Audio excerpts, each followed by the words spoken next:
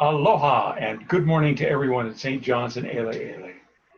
Today I'm going to talk about the keys of the kingdom you heard about in today's gospel.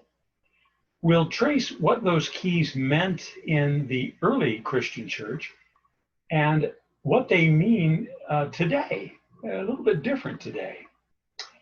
We'll look carefully at the notion of the keys as meaning the responsibility of the whole church and also as personal responsibility. Today's gospel talks about an event in the life of Jesus that has caused quite a lot of speculation over the years.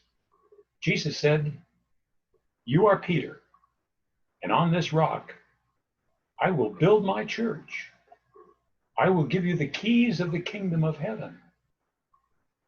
Peter has been credited with becoming the leader of the movement that Jesus founded. And then his leadership passed on to his successors. Eventually, that leadership became known as the papacy, with claims of all authority on matters spiritual, and eventually with matters quite temporal, matters very earthly as well. So Christianity ran with those keys tucked neatly in its knapsack, its backpack. That backpack eventually wound up in the city of Rome until October 31st, 1517. That's the alleged day a priest by the name of Martin Luther, an Augustinian monk, tacked up his 95 theses on the doors of a church in Wittenberg, Germany. Those theses were Luther's opinion about where the church had gone astray. The church called Luther and his followers heretics. But in the last number of years, Luther has been seen more as a hero, even by Catholic scholars, as their church opened windows under Pope St. John the 23rd and now under Pope Francis. By virtue of those keys being in just one place for 1,500 years, with the claim of absolute authority, did the Christian church do all the things that Jesus called for? When you think about the Inquisition, the Crusades, the index of forbidden books, the burning at the stake of those who dared to translate the Bible into the language of the people, and the interpretation of the infallibility of the Pope in the 19th century, well, one wonders. And I believe it is safe to say that on October 31st, 1517, the vault that contained those keys was opened. And when it was opened that day, lots of copies of those keys to the kingdom of heaven were made and distributed to all the churches that sprung from the Reformation. Which is the best church? Well, that's disputed. Earlier this year, I attended an ecumenical pastoral seminar in Texas. After the first day's conference, I was sitting in the hotel lobby just reading the newspaper, and I overheard 3 clergymen discussing which religion was the best. The Episcopal priest said, "Well, mine's the best. We've got women in the ministry now." And the Catholic priest said, "Ain't possible. Mine's the best. It's the biggest." And the Baptist minister said, "You're both busting out of your britches. Wrong. Mine's the best." And the other 2 asked, "Why?" And the Baptist preacher said, "Hey, after all, they didn't call him John the Presbyterian, did they?" And the challenges of each church are the same. I will give you the keys of the kingdom of heaven. And whatever you bind on earth will be bound in heaven. And whatever you loose on earth will be loosed in heaven. But what does all that mean? What does it mean? What are the keys of which Jesus speaks? What is this binding and loosing stuff? For the majority of Christians in the world, the keys are not contrived doctrines and irrelevant church policies and practices and laws that sprung up later as absolutes and that confuse and separate Christians rather than lift them up to the glory of God. Instead, the keys are a metaphor for gospel teachings, the teachings of Jesus. And the metaphor continues. Those keys are to be proclaimed. Proclaim those keys, those messages of the gospel to the world by your words and your actions. And you will succeed in binding others to Jesus.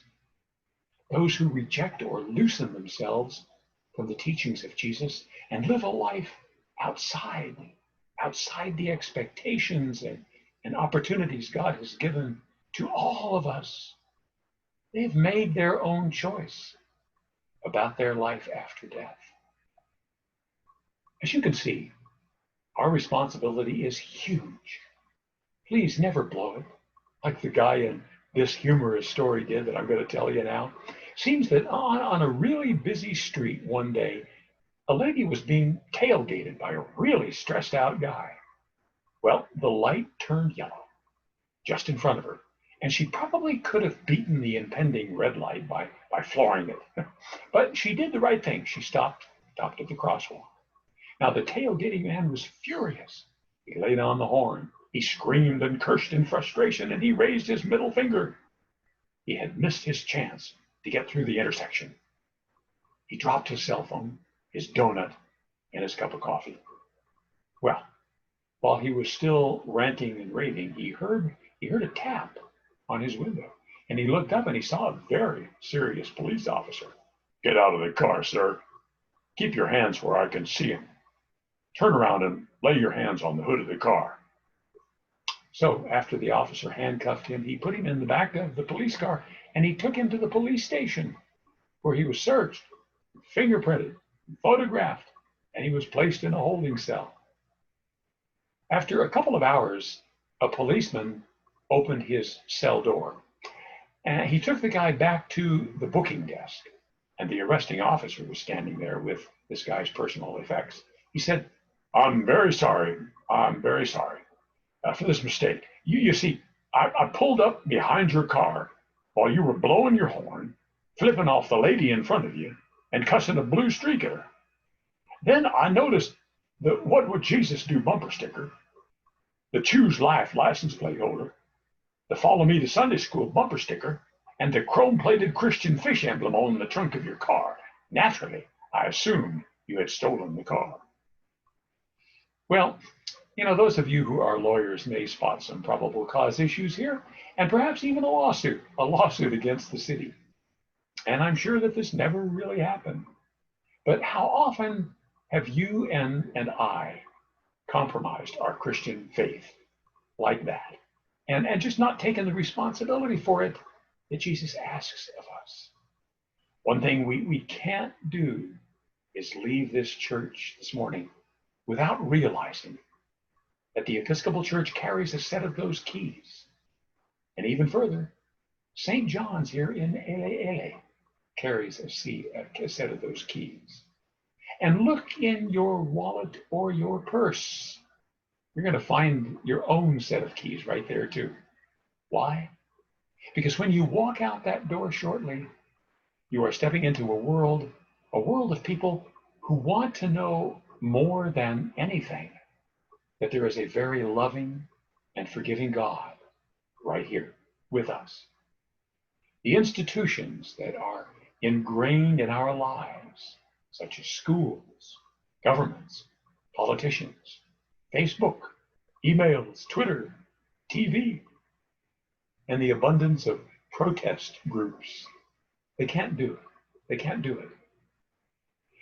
The keys our church has and the keys you have are the keys that Jesus gave to us so that we will use them to unlock God's grace and mercy and forgiveness to all people whom we encounter. Take those keys, those responsibilities, and really, really run. Just run with them. Amen. God bless you. Have a wonderful week.